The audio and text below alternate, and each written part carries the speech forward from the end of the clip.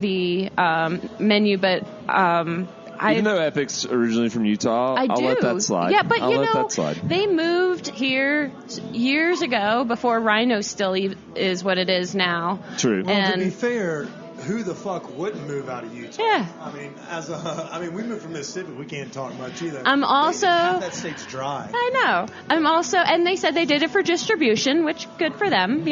Distribute your beer. Yeah, that's what everybody says. But I'm a big fan of stem ciders.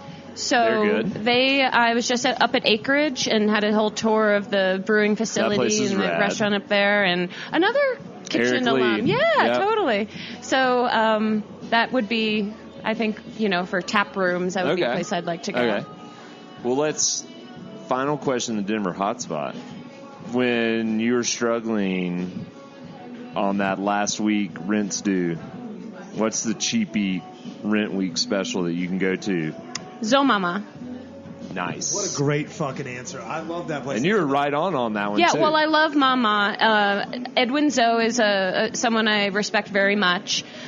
His mom's food is phenomenal. It is good. And I think that some people miss it. Where they're just like, it's just some place where you got to fill your own water and clear your own table, Right. But they make everything from scratch, in-house. Yeah. It's all her recipes. Just hope you don't catch her when she's pissed, because I've heard her yell at her staff. Yeah, but she loves me. She gives me a hug every time I walk in and gives me a free sticky rice goji berry dessert thing that I love. She's always like, I haven't seen you. No, I'm sure she's a sweetheart. I've caught her on a couple of days where she resembled the soup Nazi from Seinfeld. I'm sure. What's it called? And I want to give a shout out to their Union Station, because you're probably talking about the OG location up there. Oh, no, here. Here? Well, either. Basically, that's one of the places that if I'm ever like I need a cheap lunch. Yeah. Okay. It's right next to Union Station for those that it's behind the Thirsty Lion. So you can quickly jump out of the car in the 10-minute parking, and I can't recommend it. I like the Dan noodles with maybe a dump and a pot sticker. Yeah, I used to one of each, because the dumps are huge and so are the pot stickers, and then you got fresh nudes. I usually get a bao. Yeah, the bao is really good. And I've had some people on tours who grew up in traditional Chinese American homes or have family in China who have told me that the different dough that she creates for her bao, for her noodles, for her dumplings is 100% spot on. Nice. And so that's just not a region that I have, experience in where I could say, based on my knowledge. Yeah. That's all. That makes me feel better knowing that it's like I feel like I'm eating more authentic Chinese food than the shit I order on Sundays. Well, the story goes that Edwin, when he was out in Boulder and his father died and left his mother in Indiana alone, that he said, if I buy you a restaurant, will you move out to Boulder and cook the food that you cooked for me traditionally? And she said, okay. And that's where the original tiny little location started in Boulder, cool. That it was just something to give his mom something to do. And so that just... Idle hands are the devil's plaything. Yeah. He also said, he said, I need her to be doing something else and not into my life at all moments. So that made me think, like, when you do your table tours, do you kind of provide your guests with a little background knowledge like that? Like, say if they were to stop? I personally do, just because, though I would not ever, at this point yet, say my knowledge is encyclopedic, I have a long amount of knowledge of what's happened over the years. Right. I cannot guarantee that one of my food tour guides is going to do that because I don't require them to read a script or have a script. I want it to be very natural. And like so this podcast.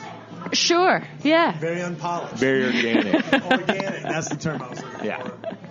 But that said, like, not like, well, if you're with me, you learn a lot, and if you're with them. But, I don't know. I don't require that. But when you're with me, if I take you to Zomama, I'm going to sit there and talk about for like 15 minutes to the point where people might be like, let's just eat the fucking noodles already, okay?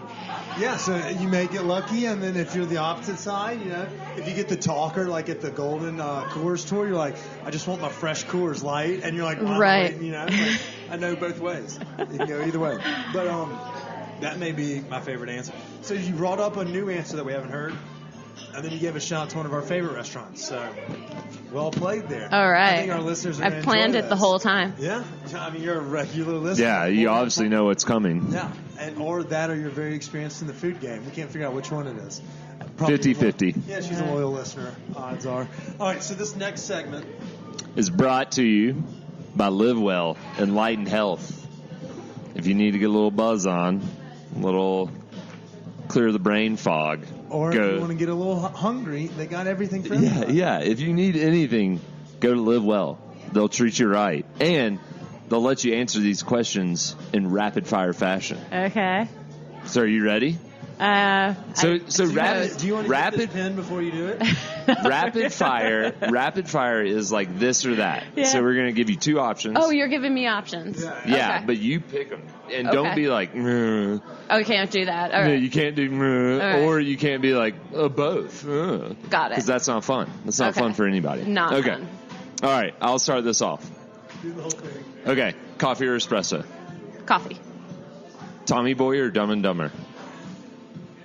Tommy Boy. Weed or booze? Ooh, weed. Vodka or gin martini? Never a martini. Okay, see, that's okay. That's totally acceptable. Tacos or burgers? Tacos. East Coast or West Coast rap? East Coast. Wu-Tang. I got to see them twice this year, so. There you go. Eugene or Boulder? Eugene or Boulder? I don't know. I haven't been to Eugene about 10 years, but so I'll say Boulder. I gotta say Boulder. Okay, dogs or cats? Cats. Shocker. Top Gun or Ghostbusters? I don't know if I've ever seen Top Gun. Ooh. Yeah, no, movies are tough, so Ghostbusters. I've definitely seen Ghostbusters. We're not gonna don't start a fight, Kim. Okay, we're gonna move on there. Wine or whiskey? Wine. Adults or babies? Adults. Okay. That was the one we left from the baby guy last week. It's not weird. That's a good one.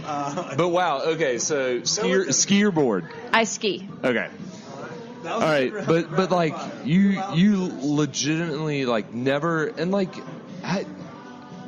how have you not Top seen? Gun? Yeah, that's with Tom Cruise, and it's like the war movie or something, right? I mean, I hope I don't have to explain it to you. But no, yeah, I know. He's a fighter pilot in the 80s, back in the days when they were so in the 80s, I was a child, and then by the time, so I wasn't interested in Top Gun, but I know that it existed. It's not like I was like, oh, I had no idea, right? But I'm not a movie buff.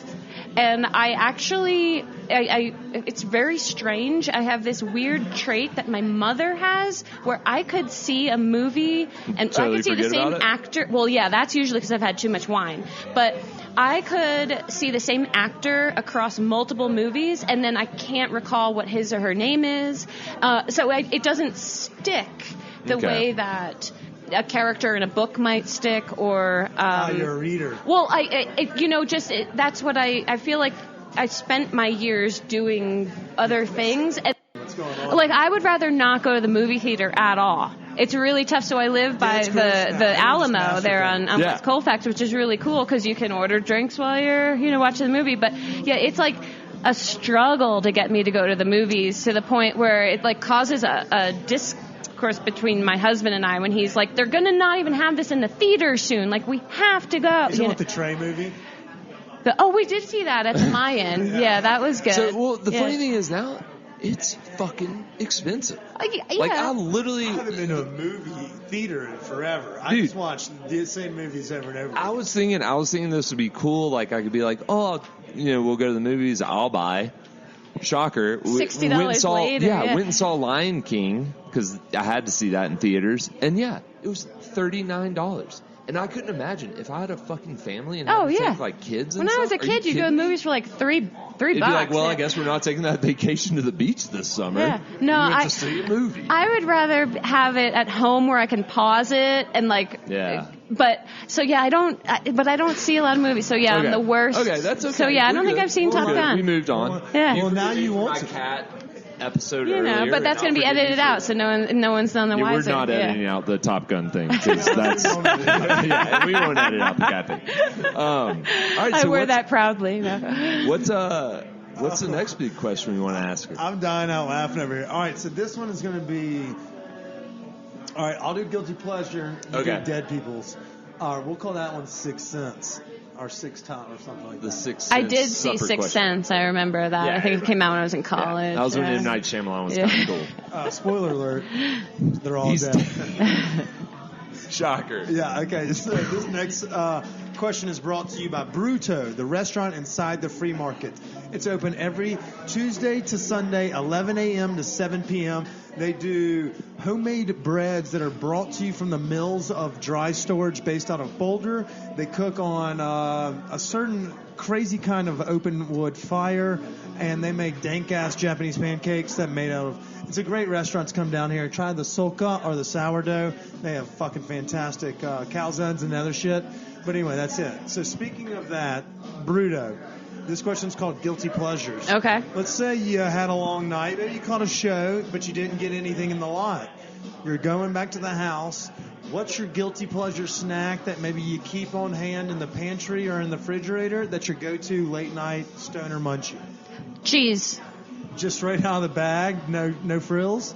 Well, the cheese that you would find in my house would be very small batch artisanal cheese from different special purveyors. Yeah. Are you busting that out at 3 a.m? Oh, I will. Yeah, I could okay. totally. Well, maybe it depends. So if I'm just getting home from a show, maybe I'm eating at 11, but maybe it's a 5 a.m. snack. Like, you don't know when you're eating the cheese. True, but it's a hypothetical yeah, so, late night. And but throwing that 5 a.m. out there, I like that. Yeah. So, and no one's eating at that 5 a.m. Cheese is my go-to. So my nickname at home is Mousy, because I could just cheese all day. Like when Cured opened in Boulder, changed my life. That was a game changer. What's your favorite type of cheese? Are you more of a soft or a hard? Funky. Oh, you know, I always say I will eat all of the that? cheese, but yeah, I think that in general, anything that is goat's milk or a certain type of really good cheddars are things that I could just easily just eat. But I do not discriminate, and I've had hundreds of different cheeses and I love it. Support local cheesemongers all the time. I like it. That's a good question and great answer. So like right now, I think there's 5 or 6 different cheeses in my fridge, and that's normal. Okay. So you know who has a really good cheese, if I may? Go you know for it. Arabesque in Boulder?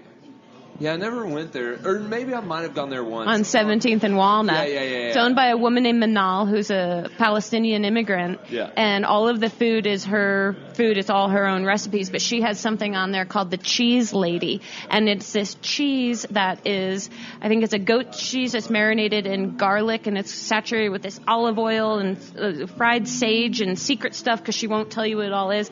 And it's served in this ceramic vessel that is shaped like a woman that she takes off that woman to then get to the cheese, which is why it's called the Cheese Lady. But it's delicious, and you just like gorge on it with your pita. Have, like only like kind of morning to early and lunch, hours? breakfast and lunch. Yeah, that's what I was thinking. That's probably why I missed it a lot. I also want to give a shout out to Mercantile here with the shepherd's halo and that ricotta, and Fruition Farms does a great job. Jimmy the chef. And you can't think too hard about it because like my answer to this question changes daily. But okay, so I don't know, what were you renaming this question? What? Dead people? Dead people question. Sixth Sense Last Supper question. Okay, so it's your Last Supper. You can have up to 4 guests. No family or friends allowed. They can be living or dead. Who would you like to be at your Last Supper, and where do you eat? Oh, okay. Living or dead? All right, so I can have up to 4 people, including up to 4 me? guests. Yeah, well, plus 4 guests. And then where do you eat? Okay, so let's see. I would say that I would want to meet Janis Joplin. Okay. Kurt Vonnegut. Okay. Solid.